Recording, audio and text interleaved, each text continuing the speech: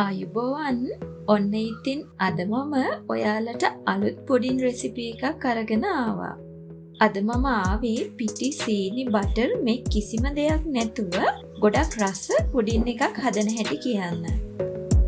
ඉතින් අපි බලමු මේ රස වගේම පෝෂණීයත්වයෙන් ගොඩක් ඉහළ පුඩින් එක හදාගන්න මොනවද ඕන කරන්න කියලා.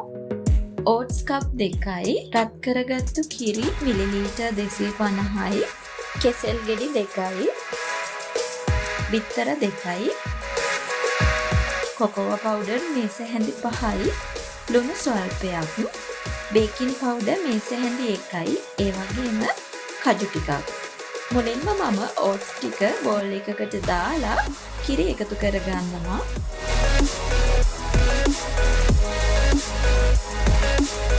දැන් මේ ටික හොඳින් මිශ්‍ර කරගන්නවා.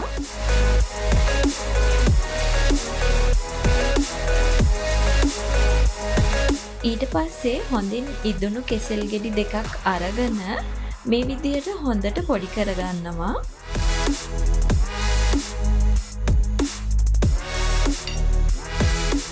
දැන් මම කෙසෙල් ටික ඕට්ස් මිශ්‍රණයට එකතු කරගන්නවා.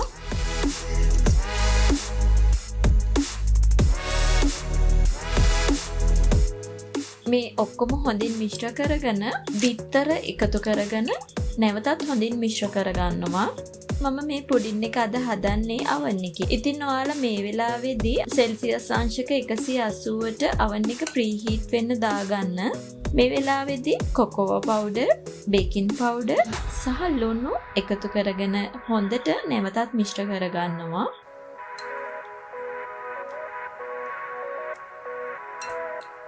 කේක් ට්‍රේ එකට ඔයිල් පේපර්ස් දාලා මම මේ විදිහට අරගෙන තියෙනවා.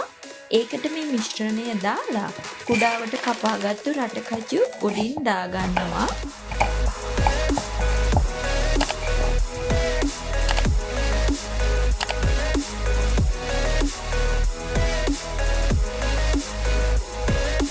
සෙල්සියස් අංශක 180ට ප්‍රීහීට් කරපු oven එකේ විනාඩි 35ක් 45ක් පමණ වේලාවක් මම මේ පුඩින් එක බේක් කරගන්නවා.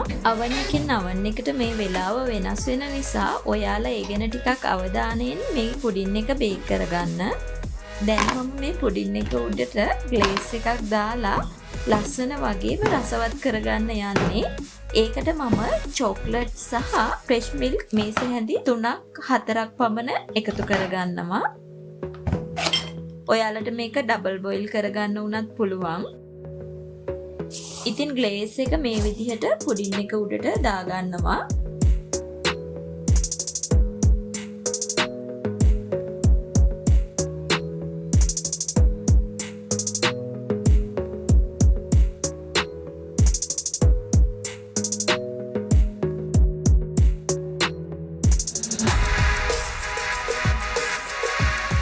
ඔන්න ඉතින් මේ තියෙන්නේ පිටි සීනි බටර් මේ කිසි දෙයක් නැතුව හදාගත්තු පුඩින් එක. කෙසෙල්, ඕට්ස්, රටකජු වගේ දේවල් එකතු කරලා තියෙන නිසා මේ පුඩින් එක ගොඩාක් හෙල්දි. ඒ වගේම පොඩි ළමයින්ට උනත් දෙන්න පුළුවන්. ඔයාලත් මේ රෙසිපි එක try කරලා බලන්න.